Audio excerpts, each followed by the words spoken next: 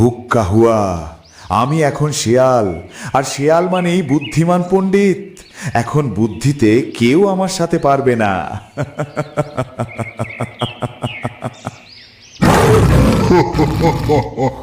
ওরে শিয়াল, নিজেকে খুব চালাক ভাবছিস? ওরে পালাবি কোথায় বোকা শিয়াল?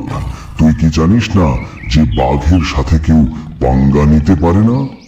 ভালোয় ভালোয় আমার কাছে আত্মসমর্পণ কর, না হলে তোর মৃত্যু হবে খুবই ভয়ঙ্কর ভাবে। ওহো, আবার কি হলো রে ইঁদুর শিয়াল? আপনাকে বারে বারে বিরক্ত করতে নিজেরও লজ্জা লাগছে সাধু বাবা। তবুও বলছি, এখন একটি বাঘ আমাকে ধাওয়া করেছিল সাধু বাবা। আমি কোনো রকমে প্রাণ নিয়ে দৌড়ে এসেছি। বুঝতে পেরেছি, এবার তোকে বাঘ বানিয়ে দেই, তাহলে এই জঙ্গলে আর কারো ভয় তোকে পালাতে হবে না।